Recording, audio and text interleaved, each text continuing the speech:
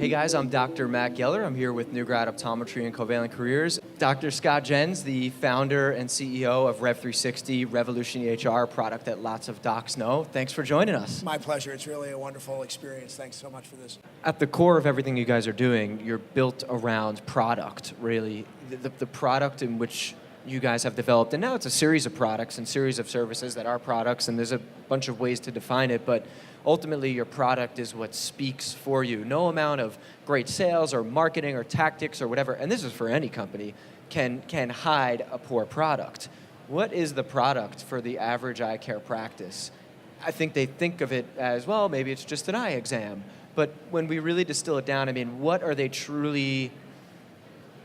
selling and what are they marketing, and why should that product and how can that product be so good that it just stands out as the best in the community? Rev360 is about service. One of the things I've realized as a software-first, technology-first company is that the second S in SaaS, software as a service, is really what's important. People don't consume from us software. They consume the relationship.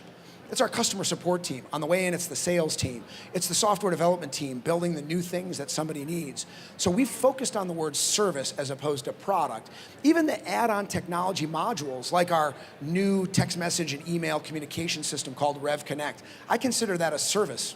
If you choose to turn that service on, it's going to do something for you and most importantly for your patient. And Rev360 is completely focused on the practice, because the practice and the people in the practice take care of the patient. Now, I can't influence the patient directly, but I sure can help that practice serve its patients better. So when I think about a practice setting up various product offerings, I think every one of them ought to be positioned in the form of a service. So it's easy to talk about a low vision service. It's easy to talk about a custom or specialty contact lens service. Those things come with products. But I would argue that today, a doctor of optometry should be thinking about the variety of services, even when they're delivering product. Patients come to us because they know at the core, again, at that midbrain level where you can't put words on it, that we're positively influencing their quality of life. A refraction is just a basic service that starts the conversation about the ways I can affect your quality of life. And sometimes that is influenced by devices, contact lenses, eyeglass frames, and lenses that support good vision correction.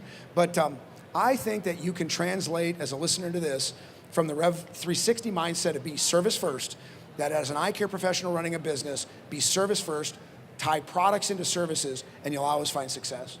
We've talked about Disney principles before, and I've never been exposed to that yet, but I've heard from quite a few people that some of these principles really changed the way that they not only business, but lived life. Tell me about that.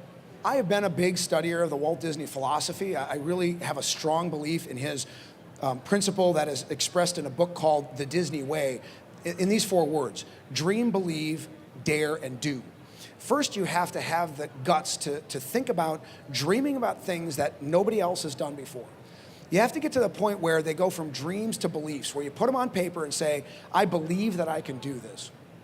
Then you have to dare to take the risks, whether that's going to the bank and taking a loan or finding investors in your business, or in the clinical aspects, going out and being willing to talk to the community about the things you do, the services you deliver, so people will come to you and feeling shameless about it, and then going out and experiencing the do, which is actually performing the business.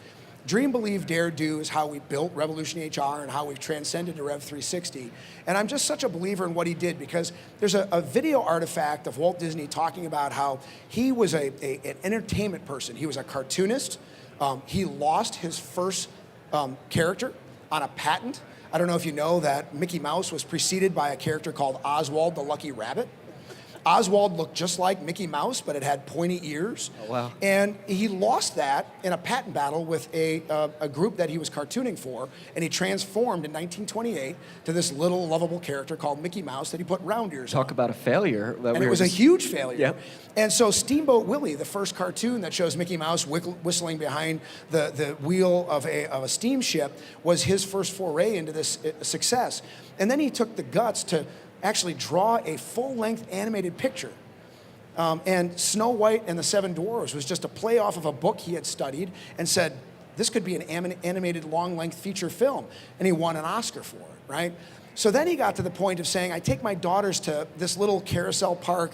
It's not all that nice. It's not a great place to spend time, but I love the time with my daughters. How about I have the guts to dream of a theme park that would have a tone around it where parents and kids could go and experience it together. So that's what I've built here in Anaheim, in the middle of orange groves, which has now almost got I-5 transecting it or intersecting it in Anaheim. And let's have this idea to be a place where parents and kids could go together to experience joy.